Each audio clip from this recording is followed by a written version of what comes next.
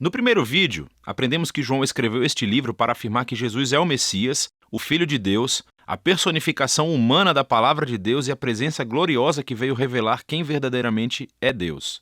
Em seguida, exploramos como João projetou a primeira metade do livro para demonstrar essa afirmação. Jesus realizou sinais milagrosos e fez enormes afirmações sobre si mesmo de que ele era a personificação de toda a história de Israel. Mas tudo isso gerou controvérsia e os líderes judeus confrontaram Jesus por todas essas alegações, o que culminou em Jesus sacrificando a sua própria vida por seu amigo Lázaro.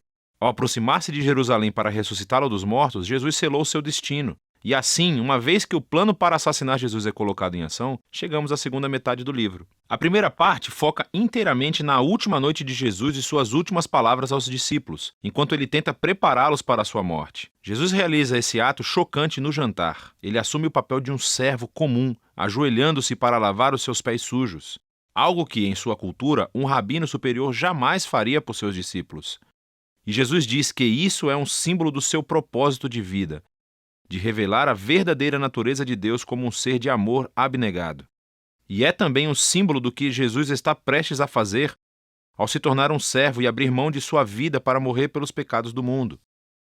E assim, esse ato demonstra o maior mandamento para os seus discípulos, de que eles deveriam continuar amando uns aos outros como ele os amou. Atos de generosidade em amor devem ser a marca dos seguidores de Jesus. E isso é o que mostrará ao mundo quem Jesus é, e assim quem Deus é.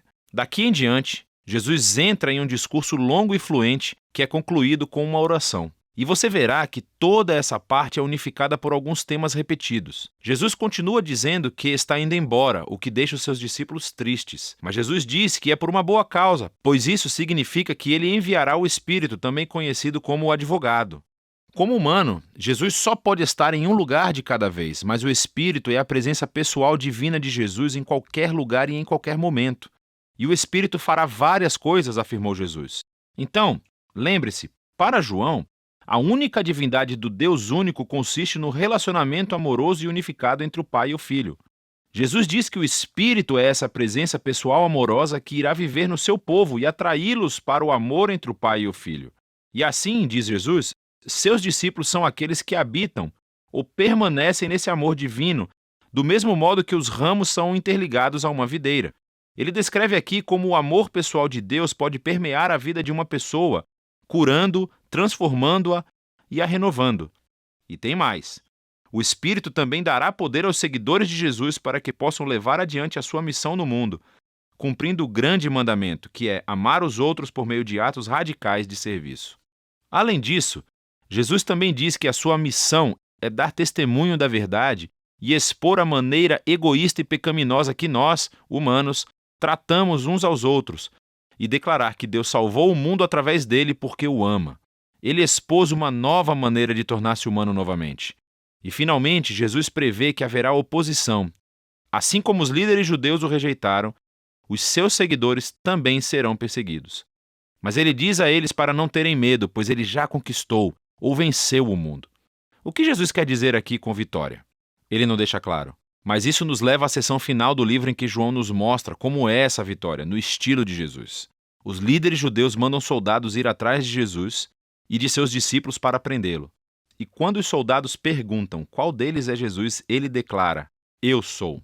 E eles caem para trás. Isso é algo brilhante da parte de João. Essas palavras são o ponto culminante de 2 conjuntos de 7 exemplos em que Jesus usou a mesma frase. E tudo isso destaca uma das principais afirmações de João sobre Jesus. As palavras "eu sou", ou em grego ego e me, são a tradução grega do nome da aliança pessoal de Deus em hebraico que foi revelada a Moisés no capítulo 3 de Êxodo. Elas também foram repetidas muitas vezes em Isaías. E João, estrategicamente, colocou 7 momentos em sua história onde Jesus diz "eu sou", seguido por alguma afirmação surpreendente. Eu sou o pão da vida. Eu sou a luz do mundo, a porta das ovelhas, o bom pastor, a ressurreição, o caminho, a verdade e a vida, a videira verdadeira. E João criou também outras 7 histórias com momentos-chave, onde Jesus simplesmente diz "eu sou", ecoando esse nome divino. E assim, nesse relato da prisão de Jesus acontece o clímax irônico de todas as histórias, pois nela Jesus revela o seu nome divino,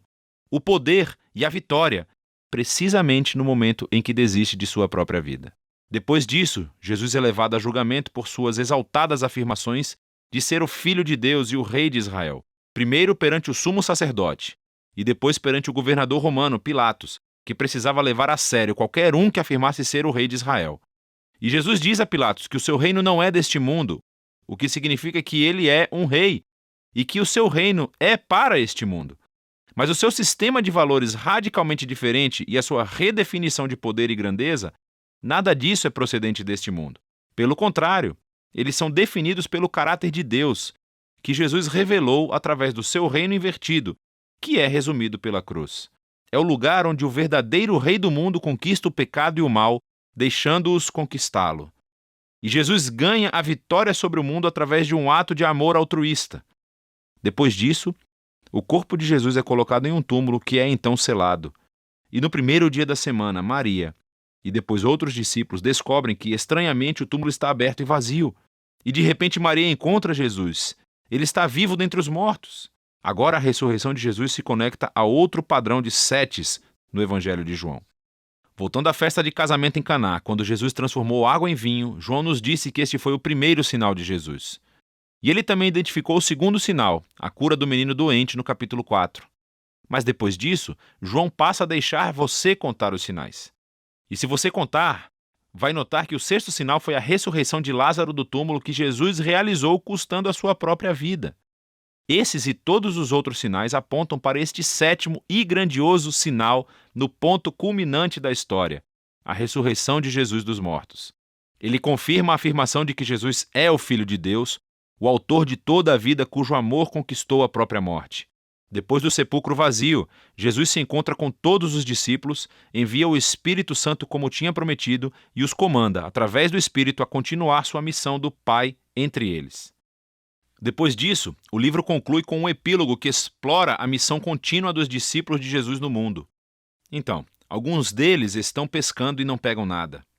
Jesus aparece na praia e, embora eles não o reconheçam, ele diz a eles para jogarem as suas redes do outro lado do barco. Quando eles obedecem, uma enorme quantidade de peixes é fisgada e só então eles o reconhecem como Jesus. João está oferecendo aqui uma imagem do discipulado de Jesus.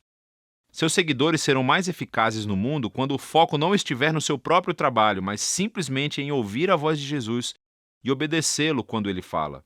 É quando eles vão realmente vê-lo trabalhar em suas vidas. Depois disso, Jesus fala com Pedro e o coloca como um líder único no movimento de Jesus, indicando que um dia ele também irá entregar a sua vida. Mas em contraste com Pedro, os últimos momentos da história se concentram no autor deste evangelho, o discípulo a quem Jesus amava. E ao contrário de Pedro, o seu trabalho não foi liderar o movimento de Jesus, mas sim passar a sua longa vida testemunhando sobre Jesus para que outros possam acreditar nele. E isso é exatamente o que ele fez aqui, ao escrever essa incrível história sobre Jesus, o Messias, o Filho de Deus. E é disso que trata o Evangelho de João.